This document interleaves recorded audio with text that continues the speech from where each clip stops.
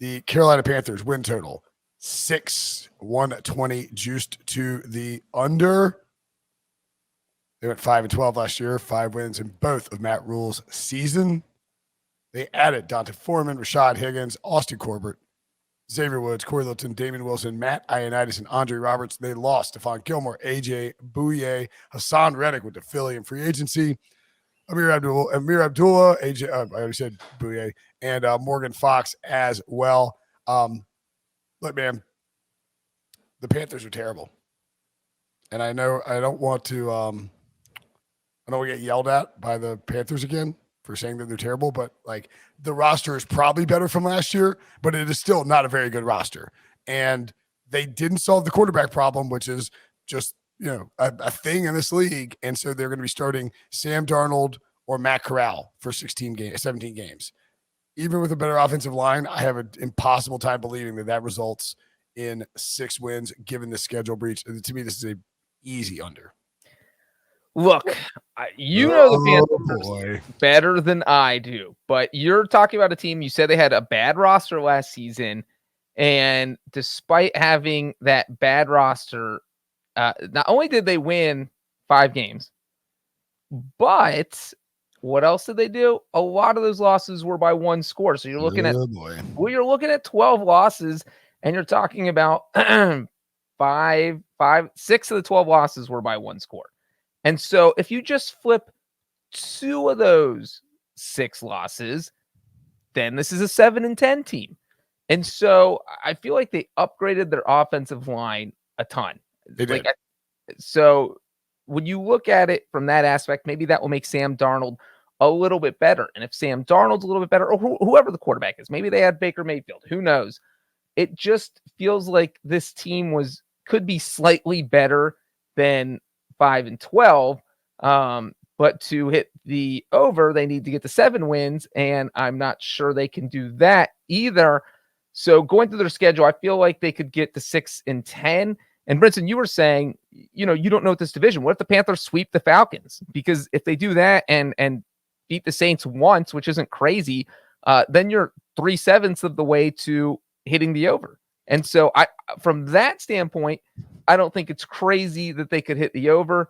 But in the end, I am going to go with the under because there's no way I could bet on the Panthers. So they went 5-12 last year, right? Yeah. They started the season 3-0.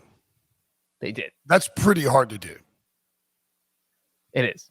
And I know they did lose those 1-score games. Man, I mean, their only wins like the rest of the year were Atlanta at home and at the Cardinals when they Cam Newton came back from scored a rushing touchdown and a passing touchdown, and they beat Colt McCoy. I mean, that's just sort of that confluence of events is never happening again. Now, yes, they could sweep the Falcons because the Falcons potentially have one of the worst roster or the worst roster in all of professional football. I think unless now you see on the schedule too, they do get the Buccaneers in week 17, so that could potentially be a win if Tampa's sitting at starters because they've won the division, they're locked into a playoff spot or a particular playoff seed. So anyway, they get the Falcons in week 18. I'm an idiot. I guess nope, they do get the Buccaneers, right? Or am I looking at the wrong team? You might be looking at last year's schedule. They get the Saints in week 18 and the Buccaneers in week 17. Okay, the Buccaneers could be sitting guys in week 17. More than likely not. There's also 18 weeks of the season, which I should factor in now, being that I do this professionally. Anywho, there's a chance they don't get Deshaun Watson. I mean, God, they could start 3-0 again, which is and that's the thing. And like the Giants 4-0, honestly, like if they beat with the Cardinals and the 49ers both have to travel cross country. Cardinals aren't going to have DeAndre Hopkins. Who knows what Trey Lance is going to look like as a starting quarterback? So there's just so many question marks that it's not out of the realm of possibility of them getting. Honestly, this is the bet I'd be most afraid of making in the NFC South. I know you said you stay away from the Buccaneers. I would stay away from this. I think this team could get to 7 or 8 wins. Even though I'm leaning under here, there's just too many question marks. They sweep the Falcons. They play the Seahawks. They play the Lions. Like you said, maybe the Buccaneers have clinched a while, or they can't get the number 1 seed by week 17. So they just said, you know what? We're locked into 2 or 3. We don't need to play anyone. Tom Brady's 45. We don't want to get him injured. And then, who knows, in the last game of the season, they could beat the Saints. All right, I'm getting a little nervous about this under I took on the. What? Because look, I mean, like, it's not crazy to suggest they can sweep the Falcons. Not crazy at all. Yeah. So if you beat the Browns without Watson, and you beat the Giants, and you win one of New Orleans or Arizona, and then you get Seattle and Detroit on the back end, that's 5. And then you have 2 versus Atlanta.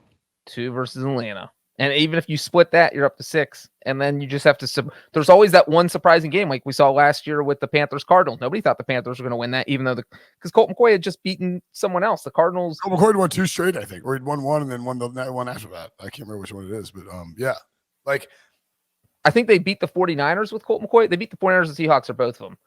And yeah, and so that's why it was such a shock that the Panthers won that game so bad. It wasn't even close. It was a 24-point win. So, man, Brinson, did we just talk ourselves in the over? Is that what's happening? No, I'm still taking the under because I think they're a bad team. But I am a little more scared about it than I was just a few seconds ago, thanks to your excellent analysis.